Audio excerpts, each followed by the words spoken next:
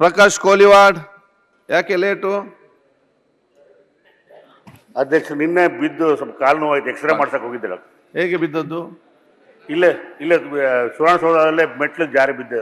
Okay, ತೊಂದ್ರೆ ಹೇಗ್ ಬಿದ್ದಿ ಪ್ರಕಾಶ್, ಹೆಂಗ್ ಬಿದ್ದಿ ಅನ್ನೋದು ಹೇಳ್ಬೇಕು. ನಾನು ಅವ್ರನ್ನ ಅಭಿನಂದಿಸ್ತೇನೆ. ಕಾಲು ಮುಗಿದ್ರು ಬಂದವರಲ್ಲ ಪಾಪ ಅವರು. ನಾನು ಪ್ರಕಾಶ್ ಕಾಲ್ವನ್ ಅವ್ರ ಆಸಕ್ತಿ ಯಾಕೆಂತ ಹೇಳಿದ್ರೆ, ಬಿದ್ದು ಕಾಲು ನೋವಾಗಿ ಡಾಕ್ಟರ್ ಹತ್ರ ಹೋಗಿ ತೆಗೆದ್ರು ಕೂಡ ಮತ್ತೆ ಅವರು ಸೆಷನ್ ಬಂದು ಅಟೆಂಡ್ ಆಗಿ ಅವರು ಜನರ ಪರವಾಗಿ ಪ್ರಶ್ನೆ ಕೇಳಬೇಕೆಂಬ ಆಸಕ್ತಿ ತೋರಿಸ್ಕೊಂಡು ನಾನು ಅಭಿನಂದಿಸ್ತೇನೆ. ಮತ್ತೆ ಇನ್ನು ಎಲ್ಲಿ ಕೂಡ ಬೀಳದ ರೀತಿ ನೋಡಿಕೊಳ್ಳಿ.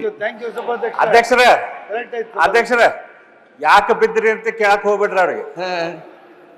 ಯಾಕೆ ಬಿದ್ದಿದ್ದೆ ಯಾಕೆ ಅಂತ ಕೇಳಕ್ ಹೋಗ್ಬೇಡಿ. ಮತ್ತೆ ಬೆಲ್ಲದವರ ಇಲ್ಲೇ ಸುವರ್ಣಸೌಧದಾಗ ಹಗಲತ್ನೇ ಬಿದ್ದಿರೋದು.